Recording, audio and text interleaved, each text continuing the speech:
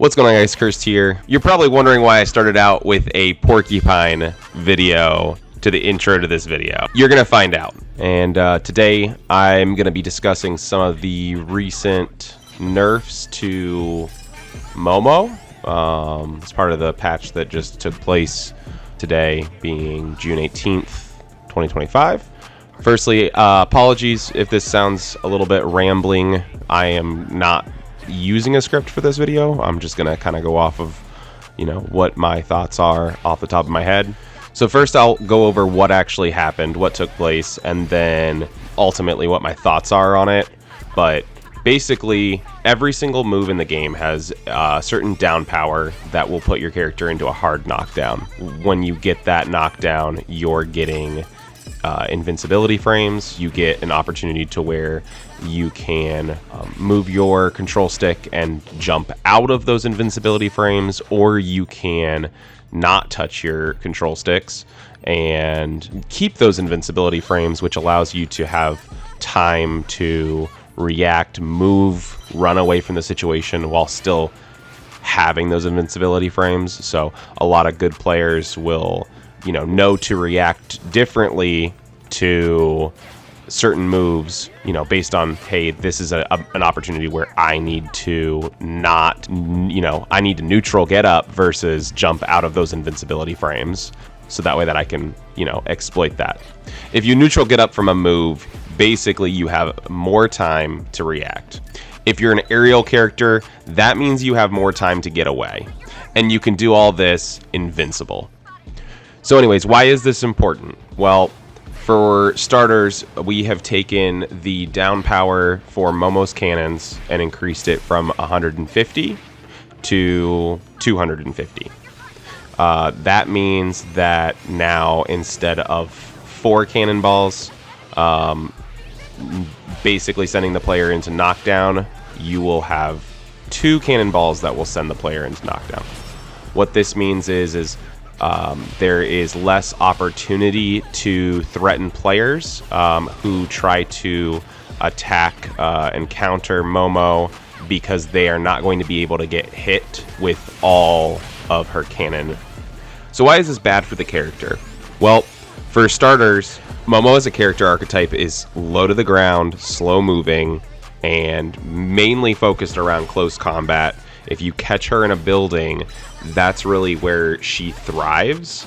And so as a player who would be wanting to counter Momo, the things that you would have to remember before this nerf are, I have to respect that range of the cannon. I know that if I'm not positioning myself appropriately, I'm going to get punished for it, and it's going to be really difficult for me to push her while inside a building. Kind of like how you're seeing right now in this gameplay.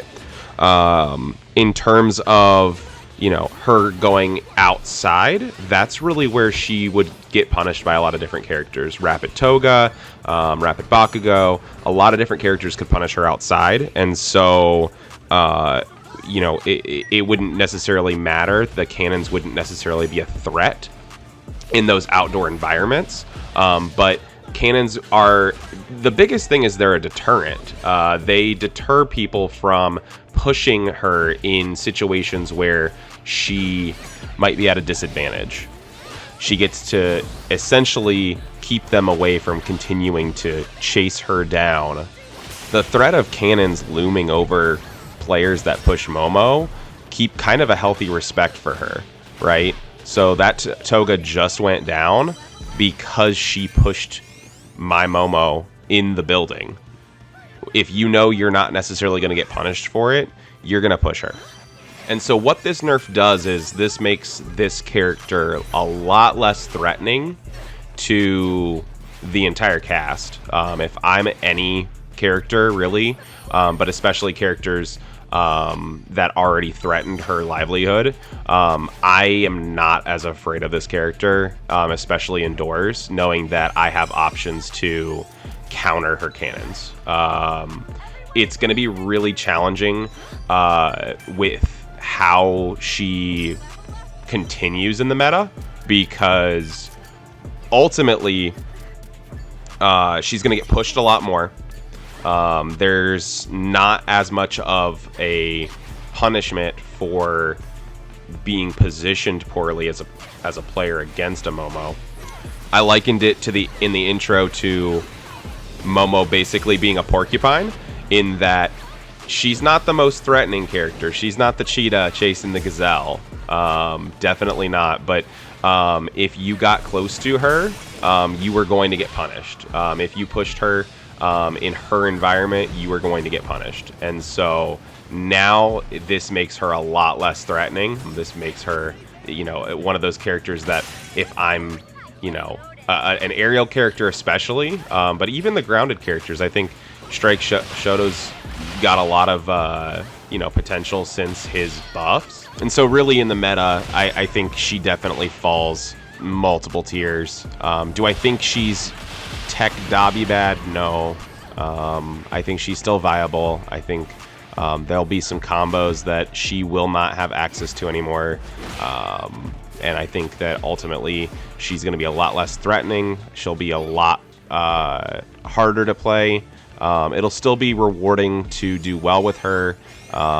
If you're losing to a Momo after this nerf, even before the nerf, but if you're losing to a Momo after this nerf, it's just a skill diff. I mean, and then, ultimately, I think, there's a lot of characters that are probably go from, being even in the matchup, or, even losing the matchup to definitely can challenge Momo quite a bit. I think Strike Bakugo has definitely come up. Strike Shoto's definitely come up. I think both of those two characters probably win that matchup now.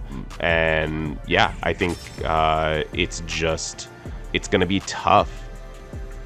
I recently watched Chrome Zephyr's video take on this whole situation. I'll link it in the description. You should definitely go check it out. He made a lot of good points too. I think the biggest thing that I'm taking away from this is Momo mains need to evolve, but it is going to be a really challenging character to play, more so than ever before. Honestly, with how many different just broken characters there are that don't get touched consistently from nerfs, it makes me question why, continuously going through some of the same troubles is really worth it. When you've got Shinso, you've got Monoma, you've got Twice, who, got a 1 HP nerf on his alpha. That's not what we need. So you've got Ida running around.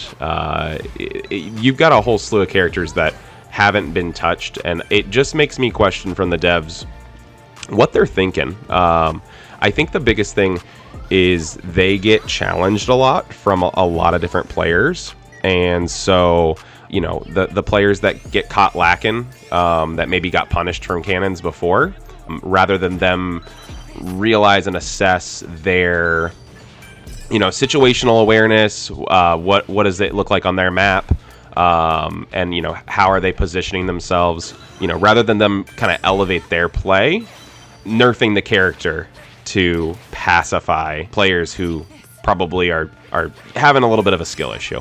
I think if you were ever getting caught and killed from a Momo cannon, chances are you probably were at fault yourself. You put yourself in a bad situation.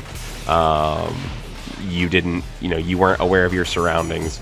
You ran up in that building and sat there not knowing that, a Momo's there, and, not being aware of who's in your buildings. That's on you. That's not on anybody else. And I think it's kind of a shame that the devs cater the product to the audience versus putting out a good product, and forcing the audience to learn the intricacies of their product, which ultimately rewards players that put in the time and effort to learn, the combos and all these different things, and learn, how should I play these matchups? What's the smartest way to go about that? We want to, I guess, the devs have made the decision to reward the low skill players who complained about dying to cannons, versus just how to play the Momo matchup. So what this means for Momo and where we go from here, I think now that they've doubled the knockdown, That means in order to be a threat with her gamma, you need to stagger your shots, placing 3 cannons down and hoping to delete somebody's not going to be a thing anymore. You know, in terms of catching people lacking, you might catch them with a stray cannon, but unless they're weakened, you're probably not getting a KO. So that's just going to mean better communication with your team. You're going to probably have to rely more so on teamwork. And then in lower level lobbies, it won't necessarily matter, but kill potential goes down a ton when you enter the higher ranks. I'd also probably say playing with unskilled team members on your team, being able to, you know, solo clutch as Momo is probably out of the question at this point. So that also impacts your playstyle if you're a Momo main. And then I think in terms of tuning, I think Wall Runner is going to be a must on every build. You're going to have a way to get away, because I know if I'm playing anybody else and I see a Momo, that's free eats. That's an easy kill, and I'm going to be pushing that because there's no real punishment to me. I'm not going to get punished with cannons. I can already count the amount of times I've died from a Momo cannon on my hand in, you know, 11 seasons. So, and just being a player that already knows how to handle her, if you're, you know, even competent, you're probably not going to die from cannons. So push those Momos and really make them sweat. I think that's where, you know, also if you've got a Momo on an enemy team, I think that's where you take full advantage and target that Momo, because you know, obviously if you're taking out the weakest link, that's the easiest way to get the dub. Overall, I hope that this doesn't come across as complaining. If it does, I don't care. Just kind of giving my 2 cents. But I think, yeah, more will, you know, remain to be seen. I'm not going to drop the character. I am going to continue to try to see how viable she is. Although I think it would be smart to, as a Momo main, have some additional options. But that's about it. See ya.